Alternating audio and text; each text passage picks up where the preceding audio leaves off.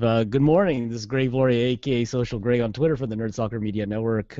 Today we're continuing our monthly segment called Startup Blog Insights with Examiner writer and entrepreneur and author Taffy Williams, who is the co-founder and CEO of Colonial TDC, which we're going to talk about funding this month, and it's something that's kind of became near and dear to my heart since I've been working on a couple startups, and so I thought funding is always a question that startups ask me. From one article that I saw that Taffy wrote, which is really good. This is way back now, but it's still relevant. In about 2011, it was your first action is not raising capital, and he was referring to it as a little bit of a darker article, as Taffy would call it. But let's discuss that. You said that a long-lasting relationship and a building relationship is more important than actually just looking at the guy with dollar signs in your eyes, right? Pretty much. I mean, it's when I wrote this article, it's like I was really starting to get irritated. That week, I had received a couple of people on Twitter asking me if I would be willing to invest in their company. Like, okay, first of all, I didn't know who they were. I didn't know what their technology was. You're asking them questions and you get vague answers. And then I got emails where people asking if, would I consider investing in the company and that kind of stuff. And they're sending you things, and I don't know who these people are or anything about their technology. And then they don't, they're afraid and they want you to sign confidentialities, and it says, I have no idea anything about it. So one of the things that I learned in a meeting once when a VC group, prominent one, was presenting is that, they oftentimes, would get 800, 900, or 1,000 opportunities to look at in a year, and they might invest in 6. So, you get that many opportunities, and I don't look at that much stuff. But if you get that many opportunities, what kinds of things might you use to go through and quickly screen them? Okay.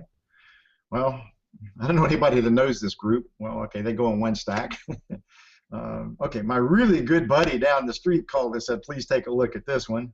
Okay, because he's already looked at it, and I've invested in some stuff he's looked at before. Well, that's kind of intriguing. That may make me do it. Maybe they send me, maybe somehow I had been interacting with these people in some way for about a year because I've been advising them just for free and just trying to help them, and we've developed a relationship. If you have an opportunity to make an investment, what are you going to do? Or put your money into something where you get a better sense of what's happening and you know the people, or are you just going to go on like these scam things they send, emails. You get spam, hey, give us some money, and I'm trapped in Canada, and it's a friend of yours, but it's not really them. Where do you want to put your money? You're going to put it where you actually believe you got the best chance of success, and that's going to be with people you might know or have gotten some credibility information. So you're not even going to get into the due diligence process if you don't have any idea who you're talking to. You understand or haven't developed a sense of the work that's required to make a cogent presentation to someone to show them where the real value lies and how that individual is going to make money. It's not about your technology. Not if you're coming to me. It's not about your technology at all. It's about whether I'm going to make any money off of you.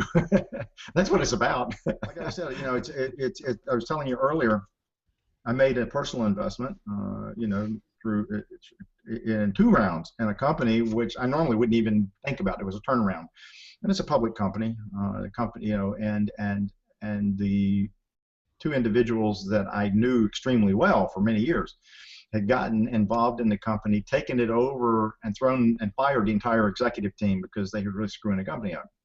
And these guys had managed to go out and they did a financing. And I says, I told them, I said, I normally don't invest in this. And after a little bit of discussion, I says, look, I'll give you some money, but I'm doing it because I know you, and you raised my first $18 million, in one of my companies. And I says, yes, I'm gonna put some in. And it says, but I'm telling you that, I usually don't do this kind of stuff. Well, I know the guys, and it was because of a personal appeal, and that I know that if the company has a chance to see the light of day and turn this thing around, these 2 guys can do it.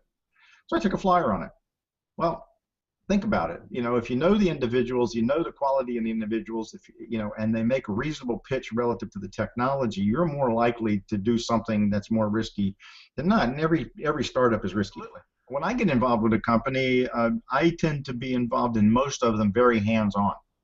Not all of them. Some of them, but most of them, I'm very hands-on. And what I do is I'll either work with them to work with the board, or I'll work with them to work, to coach the CEO, especially if they're a new one. Like we're doing that now with one, and we've raised $2 million. We're getting ready to do a $10 to $15 million raise. That's in the medical space, so it requires a lot of money, But when you're doing that, and they've never had any experience, part of what I try to do is help coach them and bring them along. And then there are some people that may take an involvement, some angels who maybe have a particular credibility within a sector. So let's suppose that you hired a former CEO of Amgen, or one of the big name companies like that, and he knows everybody in the space. If he's really interested, he may pick up the phone and make phone calls to help you do business development. Anyway, thank you so much for your time. I know it's early in North Carolina there, where you're based, but looks like a decent day. Looks not as bright as it usually is, but looks like it's a decent day out there. So. Oh, good. So anyway, we'll close out the interview. Thanks again. I appreciate it. So, how can listeners get a hold of you and learn more about you? On the bottom of the screen, the website for colonialtdc.com, and it has drop-down menus for the blog, Startup Blog. It has drop-down menu to get to Examiner. It has a drop-down menu to get to the book site. The book is available on Amazon, and Barnes & Noble. You can buy it in quite a number of different online retailers, so the book's available. And so I wrote the book. I write the articles, all for the same thing, and that is to help entrepreneurs. If you create companies, you actually help make this country stronger. Yes, and that's very important. And that's yes. Yeah, everybody wants one. Absolutely, and that's very important for this country to kind of stay on the edge and be very technology driven as well as leading edge. So appreciate your time there, Taffy. So anyway, that was Taffy Williams, writer, author, and entrepreneur.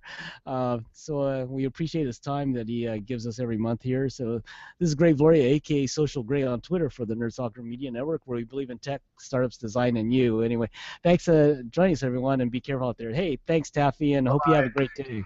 Have a good one. Thank you.